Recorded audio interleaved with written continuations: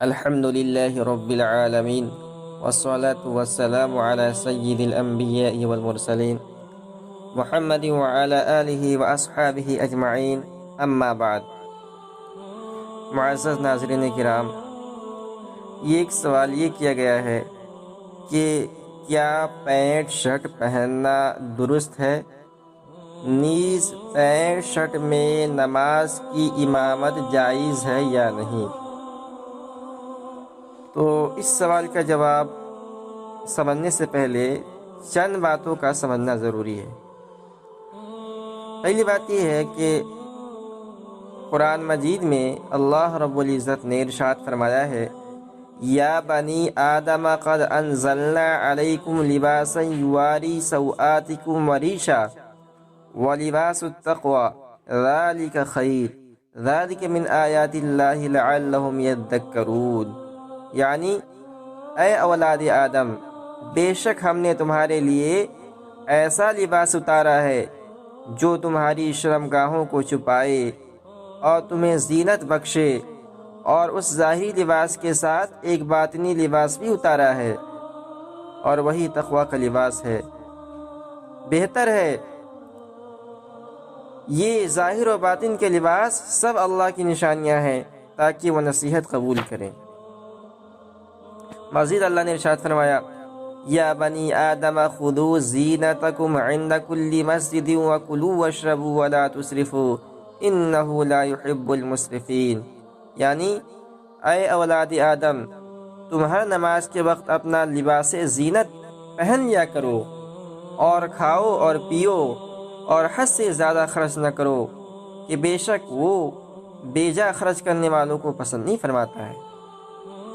ایک جگہ اور ارشاد فرمایا اللہ تعالیٰ نے، واللہ جعل لکم مما خلق ظلالا وجعل لکم من الجبال اکنانا وجعل لکم سرابیل تقیکم الحر وسرابیل تقیکم بأسکم کذالک یتم نعمتہ علیکم لعلکم تسلمون۔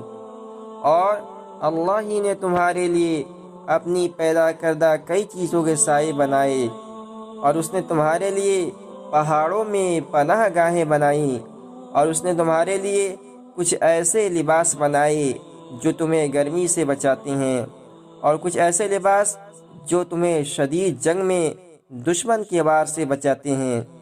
اس طرح اللہ تعالیٰ نے تم پر اپنی نعمت یعنی کفالت و حفاظت پوری فرمائی ہے تاکہ تم اس کے حضور سر نیاز خم کرو۔ مذکورہ تینوں آیات میں لباس کے تین اہم بنیادی اصول بیان کیے گئے ہیں۔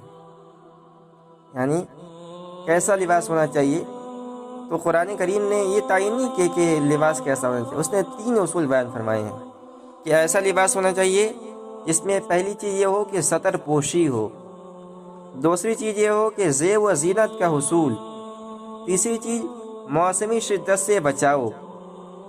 اس لیے ہر وہ لباس جو انسان کی ستر پوشی کرے، پہنا ہوا خوبصورت لگے، اور گرم و سرد موسم کی شدت سے بچائے، شرعاً جائز ہے۔ اور اگر کوئی دوسری شرعی ممانعت اس سے ملحق نہ ہو تو اسے پہن کر نماز ادا کرنا اور امامت کرنا بھی درست ہے۔ کسی لباس کو صرف اس بنا پر ترک نہیں کیا جا سکتا کہ غیر مسلم بھی ایسا لباس پہنتے ہیں۔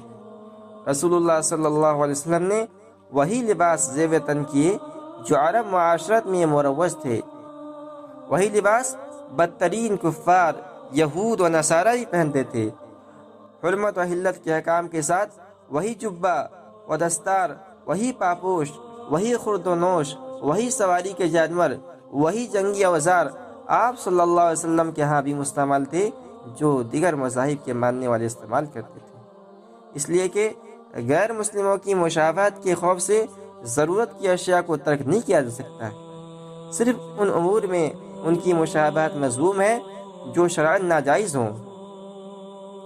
جیسے امام ابن نجیم رحمۃ اللہ علیہ فرماتے ہیں، اعلم ان التشبیہ باہل الکتاب لا یکرہ فی کل شیء فإنا نأکل ونشرب كما يفعلون انما الحرام هو التشبہ فیما کان مذموما وفیما یقصد به التشبیہ کذا ذکرہ قاضی خانو فی شرح الجامع الصغیر، یعنی جان لیجئے کہ اہل کتاب کے ساتھ ہر چیز میں مشابہت مکروہ نہیں ہے، کیونکہ ہم بھی کھاتے پیتے ہیں جس طرح وہ کھاتے ہیں، صرف ان امور میں مشابہت ممنوع ہے جو شرعاً مذموم ہے، یا جس کام کو ان کے ساتھ مشابہت کے ارادے سے کیا جائے وہ ممنوع ہے۔